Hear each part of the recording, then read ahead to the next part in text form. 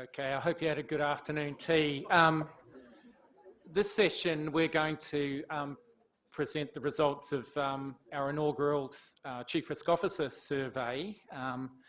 This was organised by the Institute and the target audience was CROs from APRA regulated institutions.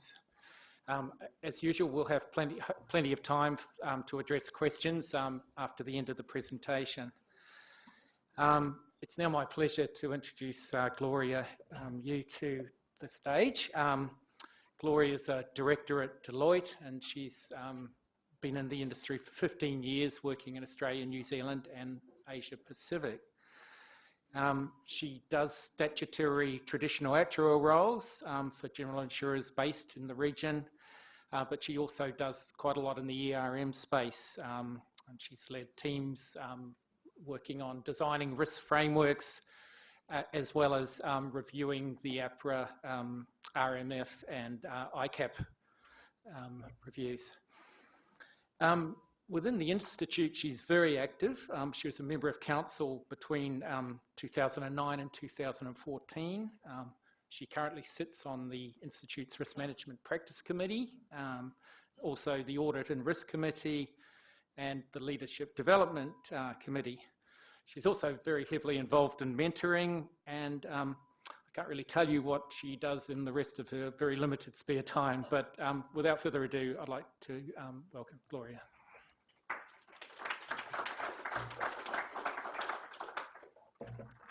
Thank you, Van. Good afternoon. So I have the pleasure of presenting to you the CRO survey results, the inaugural one. As Vern mentioned, I have a number of hats, so today I'll be speaking with my hat on as a member of the Risk Management Practice Committee, and the comments that I make are not representative of the views of my employer. So I'm sure you're all excited and looking forward to the results. So I'm going to go through today a bit of background in terms of the why that the RMPC would conduct this survey, a bit about how we conducted the survey, and then go through a bird's eye view of the results. The results are very detailed, and we're going to provide those results to all those who have been invited to participate in the survey, but also make them publicly available in the Actuaries Institute website as well. So all of you can go and have a look at those in your spare time afterwards.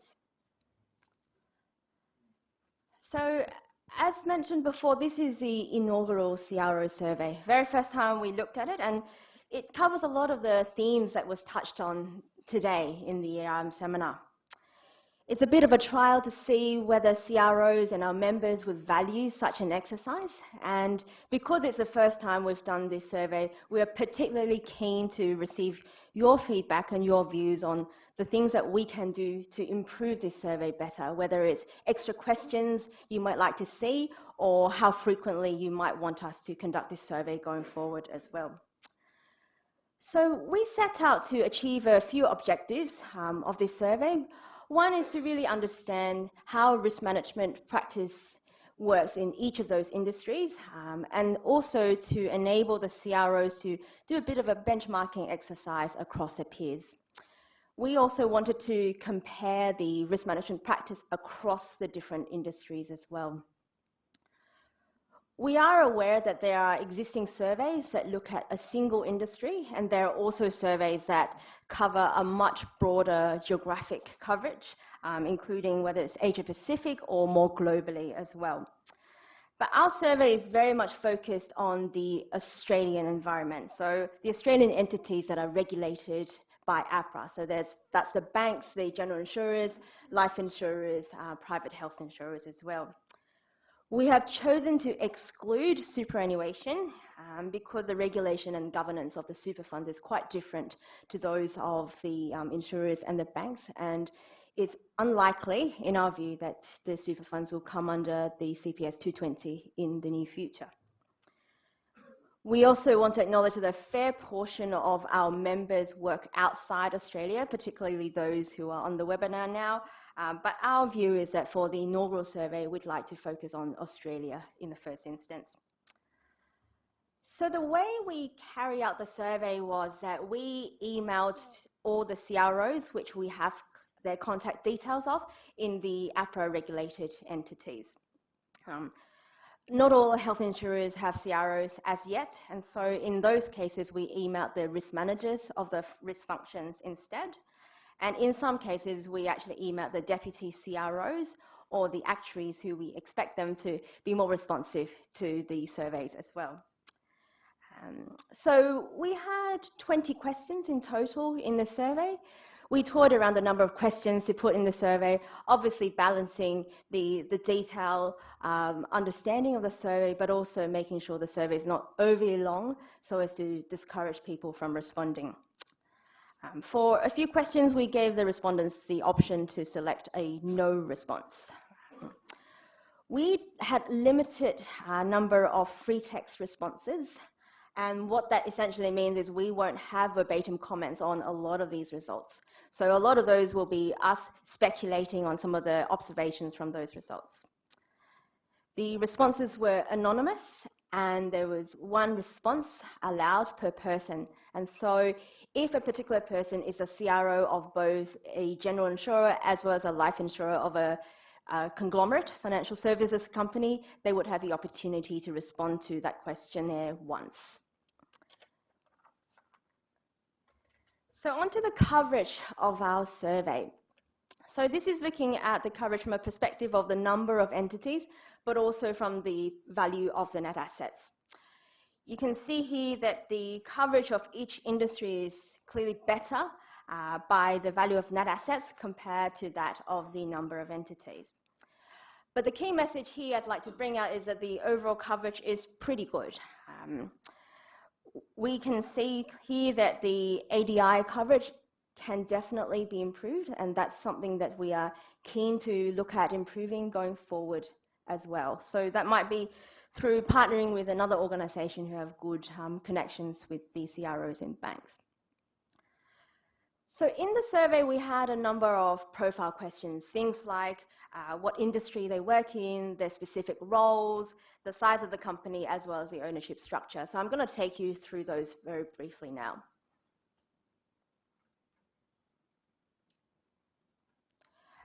So we had 43 responses in total. Granted, the response set is pretty small, so it's difficult to draw very firm conclusions, and we haven't tested these results for statistical significance as such, but we can clearly see some clear observations even within this small sample size.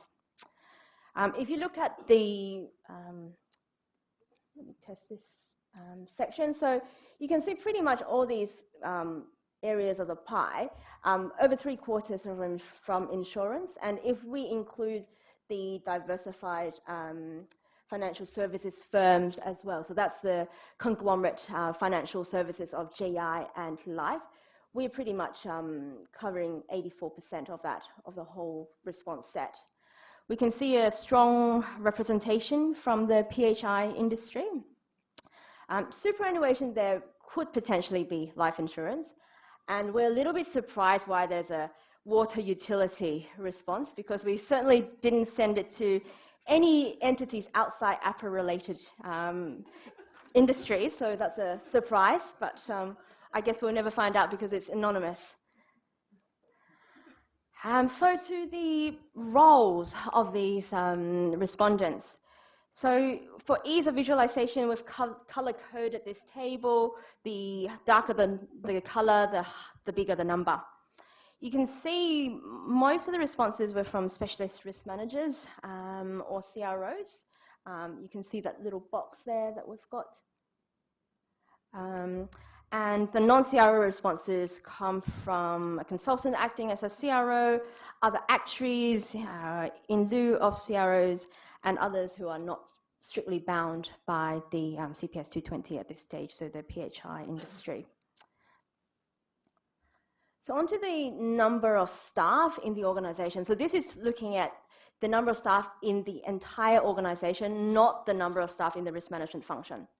We will have a slide on the number of risk management staff later on as well. So you can see that the ADIs, life insurers and government insurers, tended to be larger, so you can see the darker coloured cells there, and PHI tends to be smaller than the other industries. To ownership structure. So we looked at a number of different ownership structure, whether it's public, private, mutual, or government from an Australian perspective. We then looked at the foreign-owned companies, whether they are branches or whether they are privately owned. Most of the PHIs are mutually owned, and it's consistent with them being smaller in size and also a bit of by virtue of their history as well as medical defence organisations. The life insurers generally have a higher percentage of foreign ownership. Not surprising, as we know, quite a number of Japanese companies have purchased the Australian life insurers as well. For general insurers, you can see in the diagram there, it's pretty evenly spread across the various ownership structures. So that's the profile of the respondents.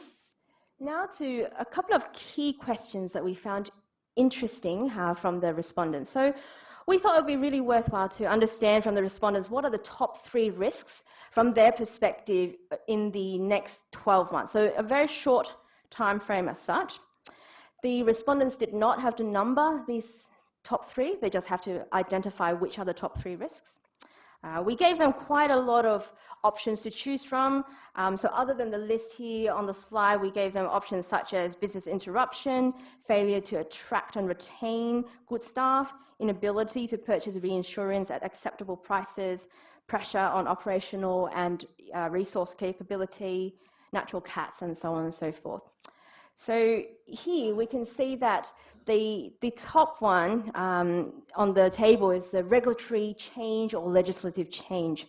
So the way to interpret this table is that 40% of all those respondents have indicated that regulatory change or legislative change is one of the top 3 risks in the upcoming 12 months from their perspective. And the key industry that's represented in this 40% of the respondents are PHI, banking, and GI. I suppose PHI is not surprising because they are transitioning to CPS 220. From a banking perspective, obviously with the requirements that APRA has now come out with the unquestionably strong capital requirement, that's again not a surprising result. And from the general insurance community, that's possibly because of IFRS 17. Increased industry competition and lower profitability is another one. Cyber risk, economic downturn and recession. Not surprising to see GI there, particularly around the lender's mortgage insurance, which is very interlinked with the house prices and therefore economic slowdown as well. Failure to meet customer needs or to innovate, and also damage to brand and reputation. Again, not surprising to see life insurance and the banking there, highlighting these are the top 3 risks given the recent news articles. So on to risk culture. So a very dear topic that has been covered in a number of plenary sessions today. So we wanted to look at the way risk culture is assessed in their particular organisation. So you can see in this diagram that the surveys of all staff remain the most popular tool. You can also see that banks do complete some of those focused surveys and interviews, and a majority of the life insurance, banking and GI would use those more objective measures such as the number of compliance breaches. Very few of those use psychometric testing, independent reviews or peer assessments at the moment, although those are more popular amongst the foreign private-owned companies.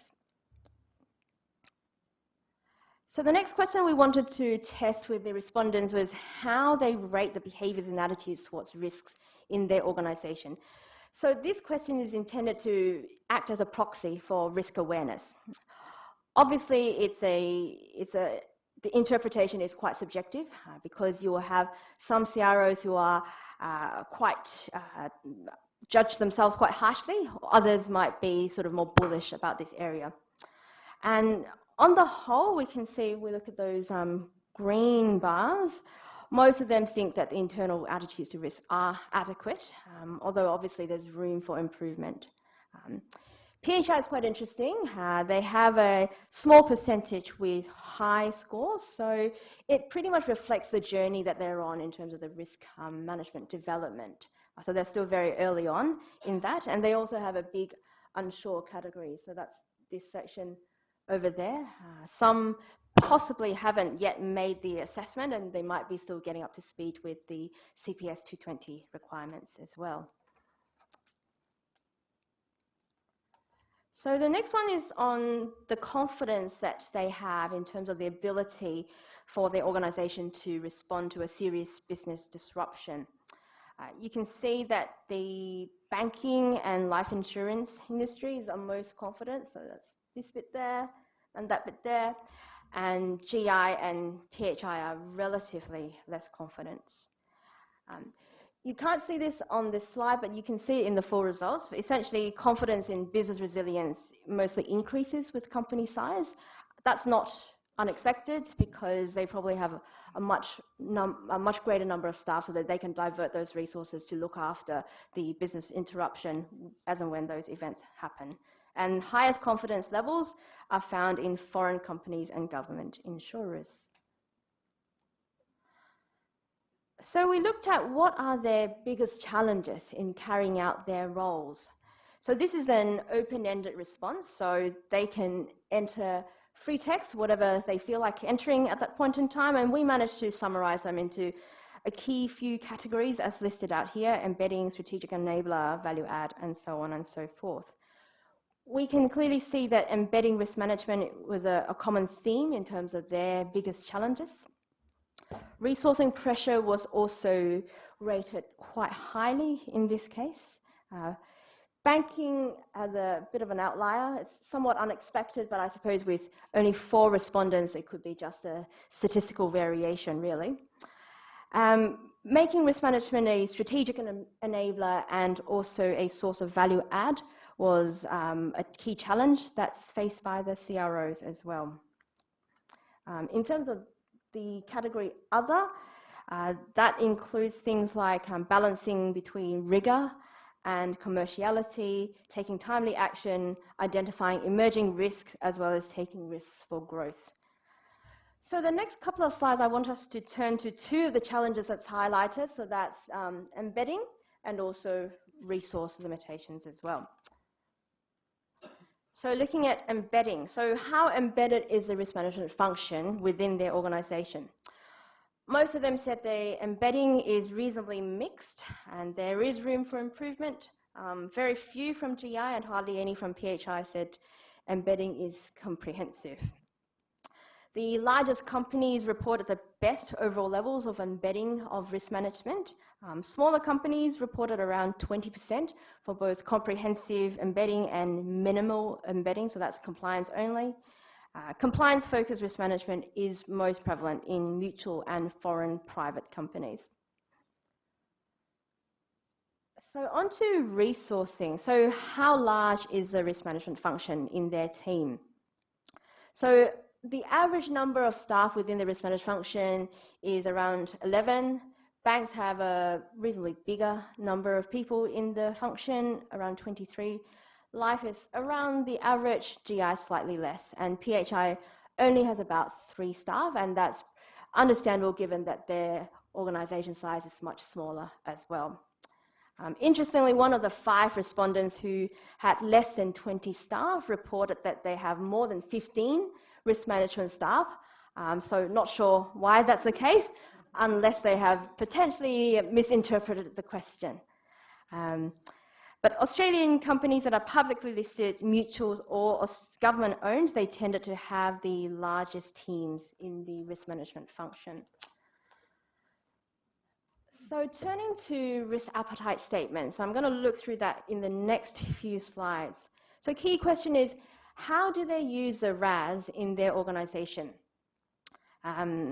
So you can see in here that pretty much most of them use it for the corporate strategy. For GI and Life, you can see that they use it for reinsurance as well. We also asked a question around how long is a RAS. On average, it's about 15 pages. There's no clear trend by size of company. Banking and PHI had a bit of a longer RAS, around 20 pages, and Life had about 10 pages.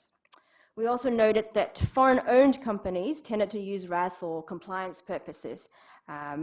They often take the RAS directly from the group, and so they operate within a very narrow and well-defined mandate. And again, that's not particularly surprising. So onto return and performance metrics. So what metrics do they use in the RAS? So you can see in the graph that the net profit after tax is the most popular return and performance measure. Interestingly, 2 of the 4 banking respondents indicated underwriting results is the metric they use. Maybe it's because they are coming from a bancassurer's perspective. Banks and GI tended to use the ROE, and the other CROs responded by saying that they've got a number of capital and operational measures, including things like claims ratio, rating agency rating, profit at risk, fraud levels, as well as health and safety. So that's their return and performance. We'll now turn and have a look at the capital and solvency metrics. So capital ratio from APRA is the most common. You can see GI and PHI make relatively more use of the APRA capital ratios, and banks, on the other hand, makes more use of the rating agency and probability of ruin. And about 20% of all the groups use economic capital. So over there. So, how frequently do they compare their risk profile against their risk appetite and risk tolerance? So most of them review this quarterly. 3 out of the 4 banking respondents review monthly. Over a third of the PHIs review more frequently than monthly. All the foreign branches who have responded in the survey actually indicated they review their risk profile on a quarterly basis. So that's pretty much all I have time to cover, I believe. I can see Vern nodding at me. I'm conscious that I've gone through these results reasonably quickly. Just to reiterate that the full report will be made available on the Actuaries Institute website, so you can go through those in details. But we're really interested to getting your views and feedback on any of those, whether they're surprises or whether you think we should be conducting this survey, once a year, once every couple of years, and the like. And this survey is a bit of a baseline. It's always difficult as a first survey, but it will be interesting to see how the results change over time as well. So any questions or feedback, come see me, Vern, or Brett. So back over to Vern.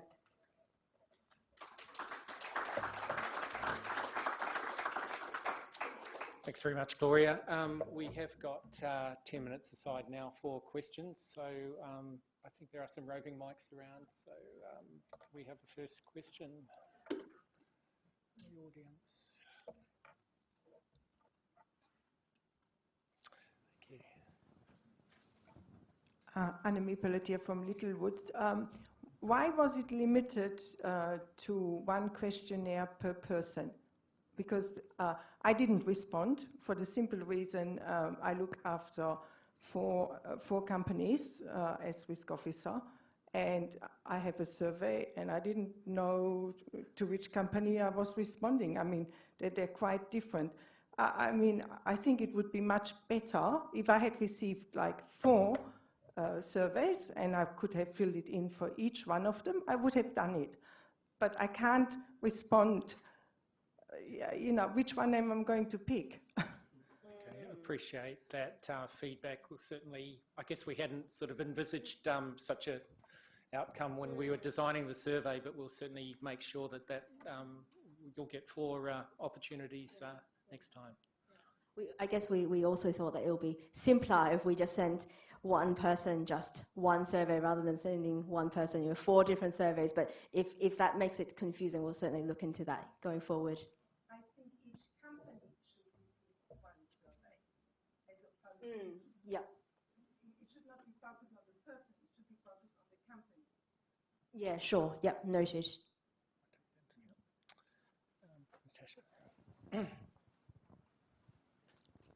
Natasha Hall. Just a question and comment on the exclusion of superannuation. So I noted your comments at the beginning.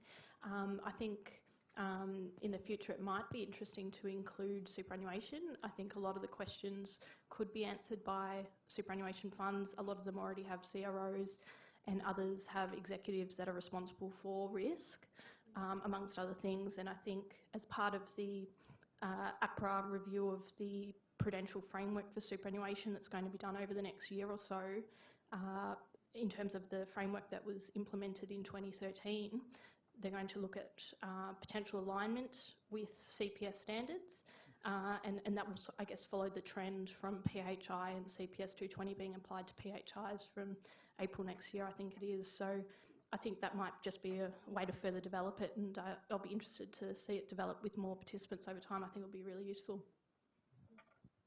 Yeah, sure. We'll certainly look into that as well. I think it is a good idea to sort of expand it further. But I guess as a first survey, you've got to start somewhere, and so that's what we had. But we can include that going forward as well. Absolutely. I think you know, as well as questions, you know, if people have got insights or burning questions, or wondering what they would have loved to have seen today, well, let us know right now if you like, or alternatively, please do feed us back on that.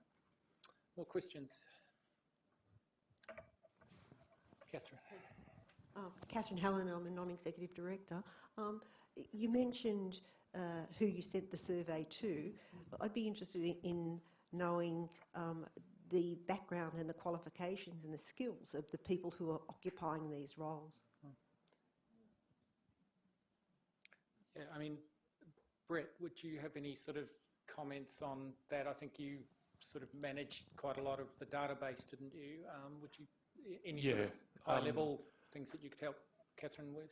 Yeah, so I think the question's more about asking the respondents what their qualifications are and their experience. Is that right? How are these functions being staffed? Yeah. As an input or a guide to management and directors, as to what sort of people and at what level are doing this work in organisations. Yeah, no, I think that's a good point. It's certainly something we can consider for future. Yeah.